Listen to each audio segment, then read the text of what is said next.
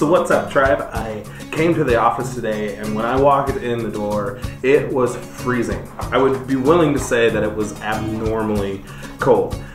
Now, it's funny what we think of normal, isn't it? I mean, think about this. If I were to come into my office every day and it was the same temperature as it was when I walked in today, I probably wouldn't have thought it was like really crazy cold in here. I would have probably just been normal. Or maybe I would have thought in general that my office was cold, but I wouldn't have thought that it was abnormally cold. See, when we expose ourselves to things over and over again, we start to see them as normal, don't we? I mean, normal then is actually a pretty relative thing. Sunday night, we asked this question: what is something that you were at one point really excited about, but then over time you pretty much aren't anymore, or you lost enthusiasm or interest in it? For me, it was this thing called competition, right? So when I was in high school, I was a win at all costs sort of guy. You wouldn't know it looking at me now, but I was a 3-sport student. To me, my performance mattered so much that before a game, I would get so nervous that I would throw up. And this happened all the time, before every single game. I remember one time being frustrated in baseball and throwing the baseball at the head of the guy running to base. I also remember in football once hitting a guy, tackling him. That was okay, that was legal. But then when he stood up, I turned around and tackled him again. And I remember in basketball one time a kid kept setting a pick in front of me, and then he'd run down and he'd stand in front of me again. Finally, right in the middle of everyone, I just picked him up and threw him. I was super competitive, to the point where I lost focus and didn't even think about the consequences my actions would have on my team or even our ability to win. It was really all about me. Now somehow, probably by God's good grace, I really started to kind of wane away from my competitive nature. I stopped being competitive. And when I look back, I noticed that that happened when I stopped competing in competitive things. It's funny how that works. My lust for competition began to wane when I stopped competing on a regular basis.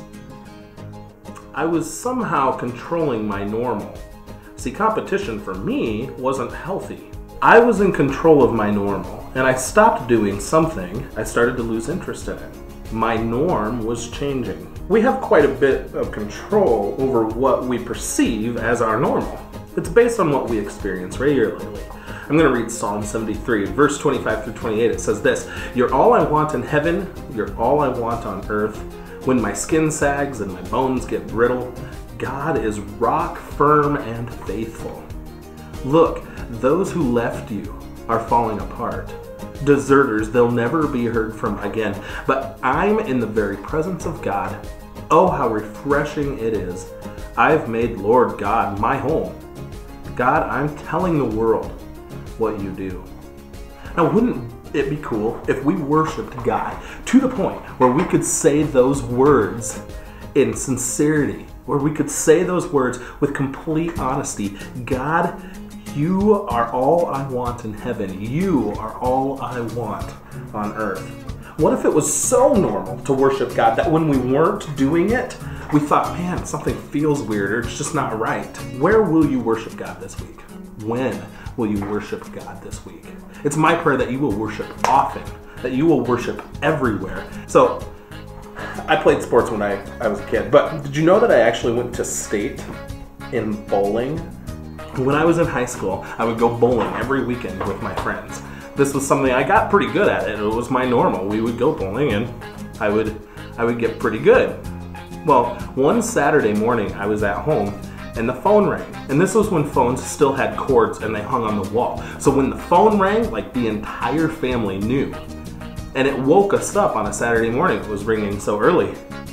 So I think it was my mom that answered it, and she called me, woke me up, and I get out of bed and I'm like, hello? And they're like, Joel, we need a 5th person on the bowling team. I'm like, what are you talking about? Our 5th person is sick and we have the sub-state bowling meet today, and we for school, and we need to do this. And I'm like, wait a minute, our school has a bowling team? And they said, yeah, we have a bowling team and our 5th person is sick and we need a 5th person. Will you do it? And I said, okay. So I went and I bowled a 270. It was the highest score anyone bowled there that day. And I ended up going to state. I would just want to say, now it's your turn, okay? So let's go bowling, maybe throw in a game of laser tag, and we're gonna do it this Sunday night. So instead of having our normal tribe meeting here at church, we're going to go to the Quad City Family Entertainment in Moline. We will meet at 5 p.m. here at the church office, and we will return at 8 p.m. The cost is $15, and it'll include pizza, 2 games of bowling, and a game of laser tag. Now, if you can't come up with $15, bring what you can, okay? So, but $15 is what we're aiming for. Don't let it stop you from coming. Invite your friends. I can promise you this, I probably will not bowl higher than like a 130. It's been so long since I've bowled on a regular basis. I am not a good bowler, but I do still think that I can bowl better than you. So bring your friends, show up on Sunday, 5 here, and we're gonna go bowling, and then maybe you can beat me at laser tag, but probably not. We'll see you Sunday.